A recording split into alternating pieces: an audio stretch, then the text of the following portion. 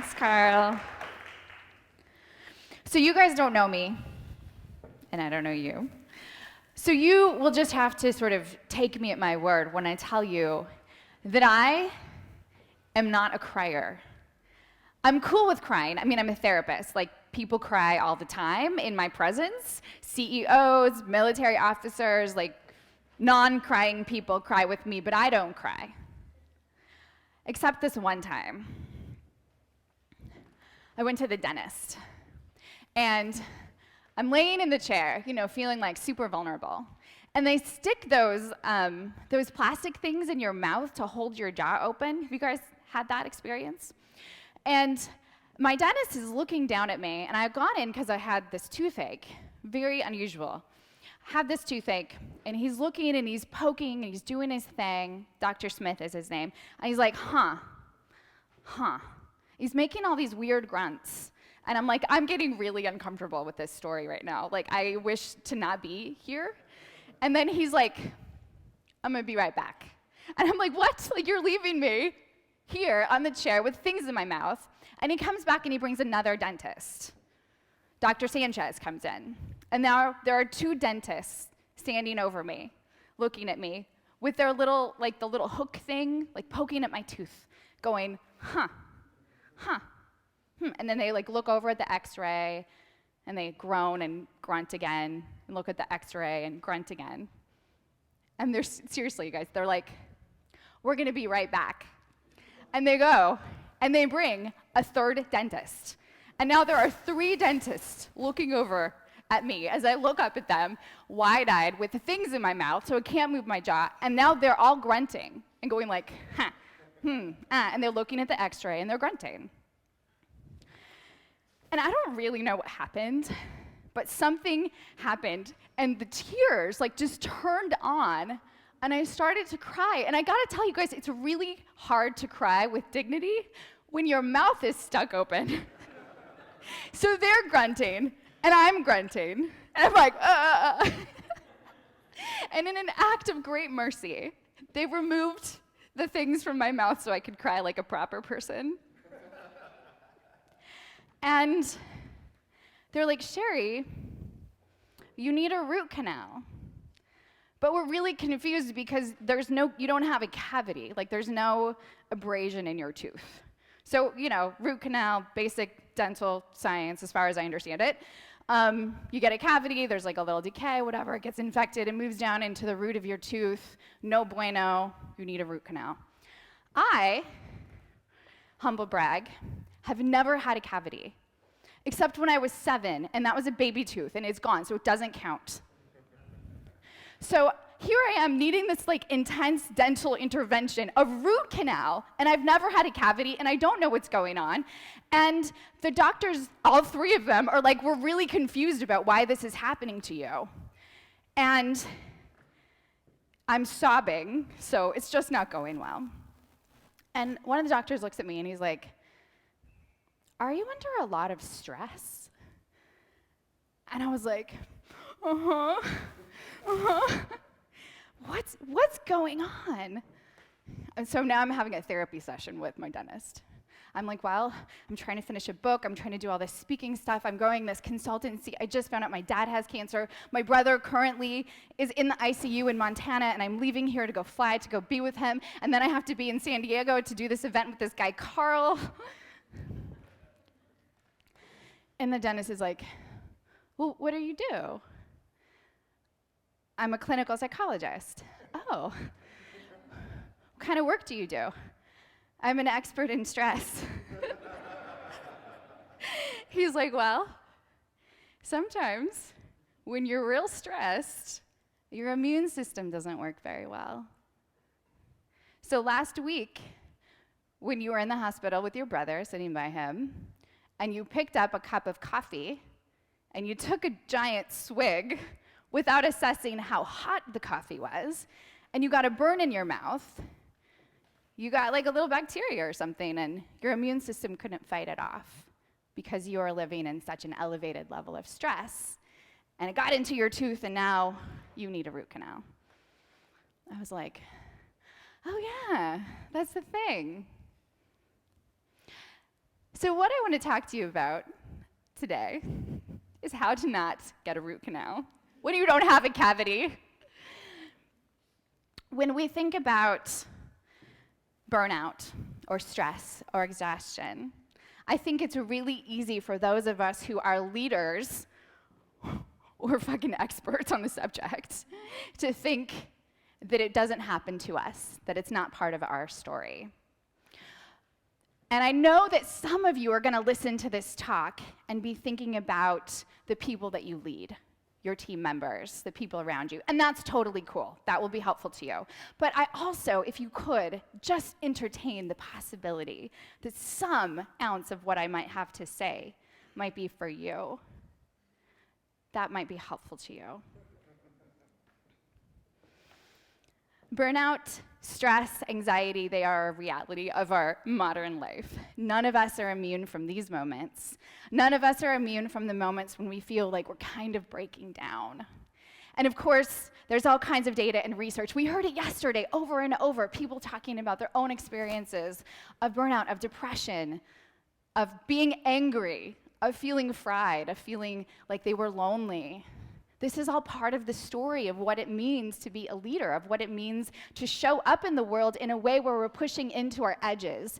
If you were just like watching Netflix and chilling all day, we wouldn't maybe be having this conversation. But you're not. You're out there trying to do interesting and important things in the world. And the truth is that your whole ability to be effective relies on the well-being of your mind. Some might say your own mental health, your capacity to be creative, to plan, to problem solve, to interact well with others, to remember anything, to speak, to present, to communicate your ideas. All of that has to do with this, with your brain. Yet, often, we do lots and lots of things in our daily life that directly counteract the health of our cognitive function, the health of our brain and our mental well-being. So part of what I want to do is really kind of go through some of the basic things that please do so that you can protect your well-being and not end up crying in the dentist office with a root canal that you don't need because you don't have a cavity. When you are a creative, when you are someone who is making things, whether that's designing products, designing ideas, or designing teams, or designing companies, you are expelling what we call generative energy. Or we could kick it back to Freud, the early years. This is libidinal energy. It's the energy of creation, of reproduction, of putting something out into the world that didn't exist before. And I think it's a really exciting, cool, almost sacred kind of energy. You all know what it feels like much more than I do, because you are the designers, you are the creators, you are the leaders. But it does come at quite a cost, especially now that you are positioned in this interplay between design and creativity and leadership. You are being asked to deliver lots of different kinds of skills and ideas on a daily basis, that you have to be sort of both the artist and the manager and the organizer. You're kind of a village in and of yourselves when you think about what it takes for you to show up effectively in your work. It's not one thing. It's a whole host of things, a whole host of identities that you must be in any given day to be effective at your job. And it's kind of cool, right? It's exciting. It's not boring, right? I can guarantee very few of you deal with a lot of boredom. There's a lot of energy, but it also stretches you. It pulls for so many different parts of you. And so I think we have to tell the truth. And Stephen kicked us off brilliantly with this invitation to be honest about the fact that sometimes this is really hard. That sometimes it feels like the demands that are on us can exceed our capacity. Or the pressure to keep growing and pushing into different edges of ourselves can get to be too much sometimes. And of course, we also heard yesterday's theme of loneliness, the sense in which sometimes it can feel sort of like you against the world, you against these systems, you against other silos, you against, I don't know, whatever person is the hater in your ear at that particular moment. The power about telling the truth about the hard things is that we can make some creative ideas about what to do about it. When we pretend that it's not hard, when we bring the social media inflated Facebook version of ourselves to the world, we can do nothing to proactively protect ourselves from the adverse consequences that go along with the hard stuff. So you've no doubt heard the word burnout. It's kind of in the zeitgeist. Thanks, Ariana Huffington. But I want to tell you, unequivocally, as a scientist, you can trust me, I'm a doctor, it's a real thing. It has its own diagnostic code. It's Z72.0, if you are curious. And that is the code that we use to signify a diagnosis of burnout according to the ICD-10, the International Classification of Diseases. It's a fun manual to read if you need material to go to sleep at night. It's interesting, too, because these are highly scientific manuals. I am so intrigued by this title. And this is the actual title, Burnout, a state of vital exhaustion. And that's where I think that word vital is so interesting, because when I think about you guys at this interplay between design and leadership, vitality, life-giving, generation, creativity, this is the inverse of that. It's the opposite of that. When that spark within you begins to be extinguished, burnout. And there are 3 components of burnout you can see on the slide behind me. The first one is just physical and emotional exhaustion.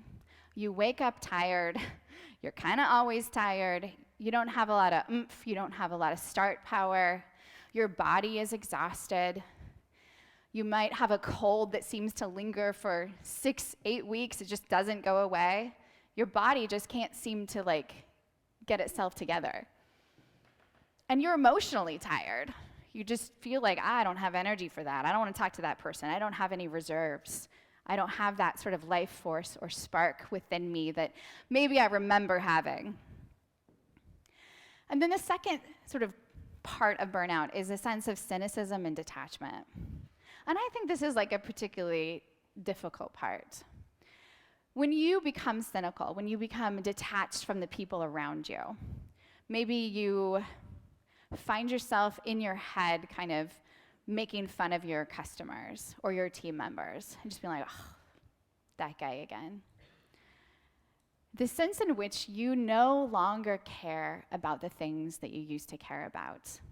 You just don't care. It doesn't matter. And then finally, this sense in which you have this perception that no matter what objective evidence would suggest the contrary, you feel ineffective. All you see is the failures. All you see is how hard you're working to shove that boulder up the hill, and it feels like no progress is made. So you begin to see the world through this very negative frame in which you don't have any starting power, you don't really care anyway, and it just doesn't matter because your effort is for nothing. It's a pretty painful way to be in the world, actually. It's a very painful way to be in the world. And it's surprisingly common. Some of the research suggests that it's sort of hovers around 30% of the population of adult professionals experiences burnout in a given year, which is huge. And burnout is, in scientific language, super bad for your brain. I was having a conversation with someone yesterday, and I mentioned, I'm going to talk about burnout tomorrow. And they're like, oh, yeah. What do you think about burnout? Is that a real thing? You guys, it's a super real thing. We can see it on brain scans. We can see the difference in a burnt-out brain and a normally healthy functioning brain. And this is the part of the talk where I'm going to try to use fear to manipulate you to feel the way that I want you to feel. Informed consent, that's what we say in my business.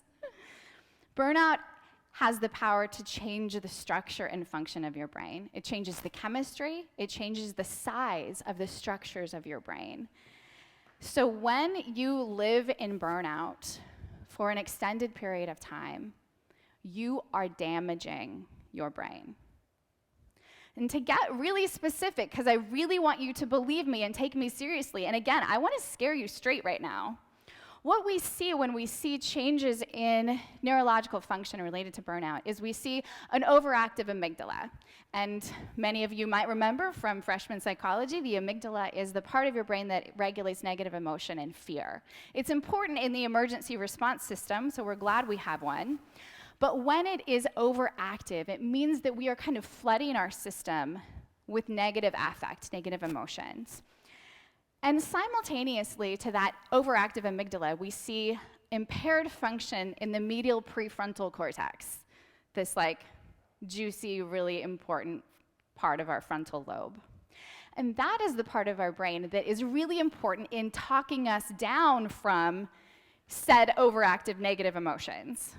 So we all have the capacity to calm ourselves. And that happens in the medial prefrontal cortex, which when you're burnt out doesn't function super well. So you have an overactive amygdala that's flooding you with negative emotions, and then the part of your brain that is normally super helpful in regulating that reaction is also impaired. And so you have further stimulation of the amygdala, which frankly, you guys, results in what we call neural wear and tear, which means that the connections between those brain structures begins to die. And we see the neurons atrophy. And the parts of the brain that normally work together to help us be high achieving under stress are no longer functioning well. And if we don't take care of it, we actually see a thinning in that medial prefrontal cortex, which means that the cells are dying. Are you sufficiently scared now? Are you listening? As if that's not bad enough.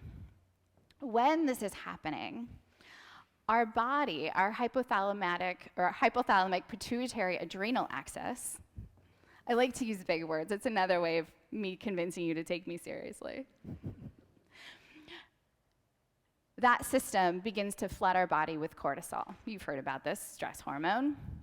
And when the body is flooded with cortisol, the body gets used to an elevated level of cortisol and basically turns the whole cortisol system down, leading to a hypocortical state, which causes inflammation throughout the whole body, which sets our immune system into chaos, which is how you end up with a root canal because you drank hot coffee, because the immune system is unable to fight off these little buggies that, are all around us and happen all the time. It's also the driver behind plaque building up in the coronary arteries and the sort of driver of heart disease.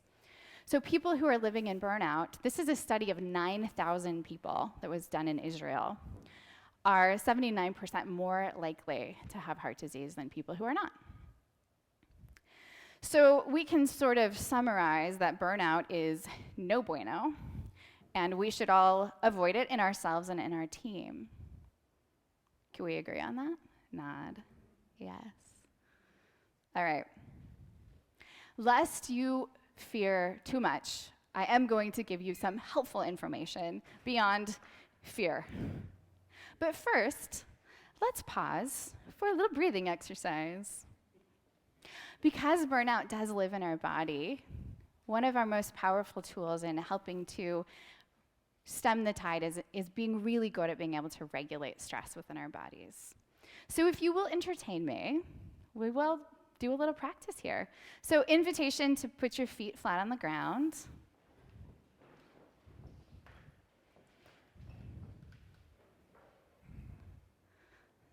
Settle into the chair.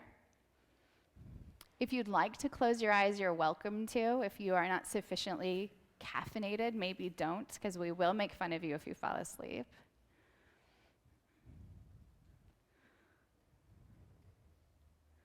Just take a moment to notice how you're breathing now. See if you can feel your heart beating. take a hand and put it over your belly. Palm of your hand right over your belly button. And see if you can breathe in through your nose in such a way that your hand expands. It moves away from your spinal cord. Kind of like you're inflating a balloon in your belly. And then as you exhale, see if you can bring that hand back in towards your spinal cord. Your belly deflates. Do that a couple of times. Just play with it. See if you can draw that breath all the way down into your belly.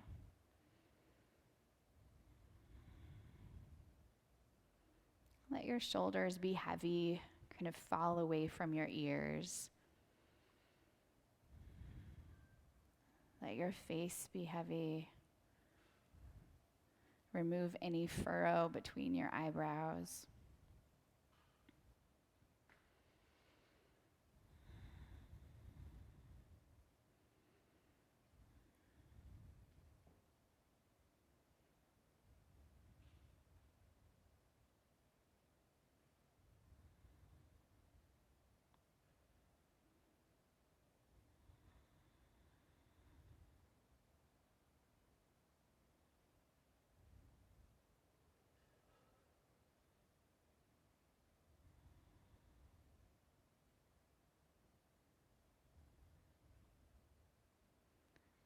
And when you're ready, you can release your hand. Open your eyes. Very simple practice. Those of you who practice yoga or meditation or have any training in these kind of breath regulating practices know that there are infinite possibilities of using that kind of practice to help calm and regulate your own physiology. But whether it's recently returned combat veterans, women in early stages of labor,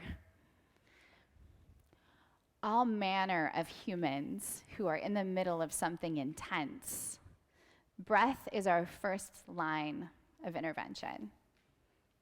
It's the first way that we can hack the system, that we can show our body that all is well. You may have heard about the vagus nerve. Anybody heard about the vagus nerve?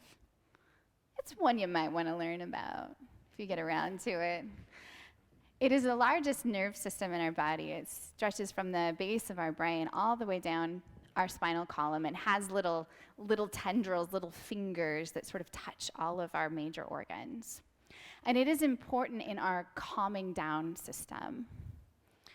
And it's very, very reactive to breath. So when you think about in an acute stress reaction, right, your breath is often shallow and fast. When you think about hyperventilating, or if you're running or you have to fight something, that's how our bodies are designed, to have that quick hyper breath. But when we reverse it and bring it low and make it slow, we're reversing that reaction and telling our system, telling our bodies, all is well, I'm good, it's cool, no big deal. So in the course of your day, one of the things, easily simple, that you can integrate into your own work practice, and even maybe with your team, is a simple couple breaths. I like to think of it as 4x4. 4 breaths, 4 seconds in, 4 seconds out. A little bit of neurological reset. Okay, well, thankfully, we have something like 45 years of research related to burnout and what causes it, what to do about it. This is largely a body of work led by Christina Maslach at UC Berkeley, but there are also people all over the world who are looking into this because it's becoming such an issue, that the ways that we work now are contributing to burnout largely because we don't ever take breaks. We are always connected, always on call, and the expectation of response is really, really fast. So the burden of burnout is becoming increasingly an issue within the sort of modern organizational world, which I'm sure you all know. So there are 6 research-supported drivers of burnout. The first one is simply not enough support. Not having good quality supportive relationships in your workplace. That is gonna do you in every time. Social support is the #1 protective factor for any type of mental health or stress-related difficulty. We can do very, very hard things as humans if we feel loved and connected and supported. When we are in some kind of stress or crisis or trauma and we don't have supports in place, that is the #1 predictor of a bad outcome. That is the #1 predictor of an experience of depression or whatever sort of poor mental health outcome we're looking at. So supportive relationships. #2, lack of clear, meaningful goals. Our brains love a good reward system. We're sort of like little pinball machines inside of our heads. And so whenever we get to cross something off the list, whenever we get to say, ooh, I got a goal and I nailed it, we get a nice little dopamine bump and it feels really lovely in our brains. But when we have year-long projects with amorphous deadlines and no clear sense of something coming to completion, our brains are sort of aimlessly seeking that little pinball bump. And so when we don't have clearly articulated goals, we get really neurologically miserable. #3, I'm sure is no surprise, simply too much work. More things to do in the hours in the day, that never feels good. It's a system for failure for everybody. #4 is, of course, related to #2, and that's a sense in which there are few observable or rewarded successes. So when we have those goals and they're accomplished, we like to party, little pinball machines. We like the zing of like, woohoo, we did it. We also really love to be acknowledged. We love for our community to see and name our successes. Nothing wrong with that. But we don't always do that well at work. #5, limited control over our work. Limited choice about when we work, how we work, choosing the hours in which our brain is most flourishing for creative tasks. And then #6 is probably the most important, and that is a mismatch between how we spend our time and what we find most important. This is the existential question of meaning, is do I spend my day on things I care about? And if we don't, we're not gonna hang in there so long. We don't have the driver that says, hey, I'm working really hard, I'm using my brain in intense ways, but it's important to me, so I'm happy to make the sacrifice. So we can reverse engineer these to come up with a couple simple strategies for how to prevent burnout. And these are always a little tricky for me because I'll be honest, you all work in very different contexts. So I would love to be super, super specific to your particular team and situation, but that's a little bit beyond the scope of this particular kind of interaction. So generally speaking, if you want to prevent burnout in yourself and in your team, you must protect your relationships. That's at work and it's at home, it's outside of work. That means that you spend the extra time to do the relational work, even when you're under pressure, even when there's a deadline. That you ask, hey, how you doing? What's going on? How's your weekend? I care about you. How can I help you grow? How can I help you thrive? You show up interpersonally as a leader and as a human at work.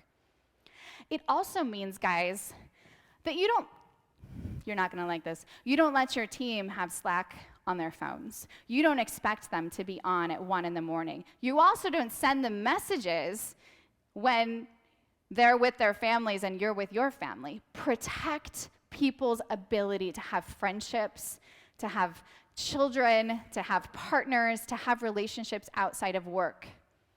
You are not accessible all the time, and people are not accessible to you all the time. I get that that sort of is counter to how most teams work, but I promise that it will increase your team's love for you and capacity to do their work effectively during the time in which they're supposed to be doing it. And I've heard that email and other forms of communication have these really cool functions called schedule send. So, if you're up at 2 in the morning thinking about something and you want to email your team about it, cool, just schedule it for 9 a.m. the next day. It feels a little like excessive maybe, but make some lines, make some boundaries, make some walls that help people protect their time, their relationships outside of work. Number 2, set clear, meaningful goals. This is the thing we want to do by the end of this week, by the end of this day. It doesn't have to be deeply intricate, but one thing we're going to do today. One thing I'm going to accomplish today. Set yourself up for success. This is not the part of your life where you want to kick it into high gear and super challenge yourself. Just set a goal that you can win. And everything else is frosting. You can kick it into high gear on all the other things. But make sure that for yourself and for the people that work around you, you are giving them and yourself the guidebook to how to be successful today, this week, this month, this year. They have to be clear, they have to be meaningful, which means anchored to why they're important. More on that later. Protect focused time to create and think. I give like a whole different talk about the ways in which interruptions are fragmenting our brains. So when you are doing creative things or when you have a tricky problem to solve, please block it out on your calendar, and you can call it deep work. It's a term from Cal Newport. You can call it focus time. You can call it don't bother me. And this doesn't mean you're not accessible. It means you are doing a deep dive into the things that are most important, and also allow your team to do that too. Do not disturb is a beautiful function if you're going to do anything beyond responding to emails. Let people carve out hour chunks of time where they can do a deep dive in the things that they're expected of them. Protect their time. Don't fragment yourselves. Don't let others fragment themselves. And that also gives people a level of control over when they work and how they are going to be successful. Celebrate often and well. Whether that's champagne for the back flop of the week, as Stephen shared yesterday. I've worked with companies that have a gong in their common room, and if you ship something, you go and you hit the gong. It's very disruptive, but it's short-lived. And it's an acknowledgement for the whole team. Something went out today. We did it. Have goals for yourself. Have a bottle of wine with a sticky note on it that says, when this project is done, we're busting out this bottle of wine. Whatever it is for you, have these moments where you have markers that say, when this is done, this is how we party. This is how we honor the work that's been done. It's so easy, you guys. You do it, I do it. It's so easy to be like, okay, that's done. What's next? Stop with the what's next. Let it breathe. Give it a moment. Let yourself play. Let yourself high five. Our brains need that. We need the ecstasy of completion, the sense in which, got it, nailed it, and we're acknowledging it out loud together. And this one is trickier, the dabbling in the existential. Make sure that when you are setting those goals for yourself and for your team, you anchor them to how they make someone's life better. Whether it's your customers, your team members, yourself, make it meaningful. This is why we are doing this. This is why. Make why a common word within your own mind and within the minds or the conversations in your team. We are capable of doing really hard things when they're important. When we don't care, it's a non-starter. Lots of mistakes get made, lots of half-assed product goes out, lots of tricky interpersonal interactions come when we don't care. And if you are in a place, and I have particular empathy for you all in the sort of intersection of design and leadership. If you are in a place where you have gotten too far from the thing that you loved in the beginning, it's time to think really carefully about how to restore your love for your work. If you are feeling sort of the apathy of a middle manager when really you're a creator, you might not be in the right seat on the bus. You might need a shift. You might need a change. There might need to be some kind of playful rearranging so that you can return to the thing that that you find that you love, you find most meaningful. Nobody likes to hear that, but that's the truth. You're not going to survive for long. You're not going to thrive at all if you don't have the spark of pleasure and joy in what you're doing in your day job. All right. So if you're already here, if you're already in burnout, it's okay. Our brains are awesome. And when we give them the right amount of nourishing and space, all of that like really scary bad stuff I said has the possibility of some reversal. We can make it better for ourselves. This is not a popular thing to say either. The brain needs about 4 weeks of deep rest to repair. That's what it takes. The cells don't grow back overnight. 4 weeks. If you are in deep burnout, the brain needs 4 weeks. So, going to Mexico for the weekend and sipping margaritas and calling that like my burnout break might be a good time, but it's not going to reset the neurological damage that you've done. So the body does need deep rest and reset. And this is where we sort of get back to the basics. Sleeping 7-9 hours a night, feeding our bodies well, fueling our bodies with food not from a vending machine, not leftover donuts from yesterday, but like actual food. Movement, exercise, 3 times a week, 30-minute minimum. These very basic building blocks, this is how we restore our bodies when they have been under duress. And then, of course, introspection and meaning. We have to remember why it is we're doing the things. We have to spend the time with the journal. How did I get here? Why am I here? Big questions. We have to give some time and space to those questions so we can make sure that we're in alignment, that what it is that's important to us is coming out in our daily life. And of course, connection and emotional safety, the sense in which we're restoring our communities, we're spending time with our friends, with our families. We can't recover by ourselves.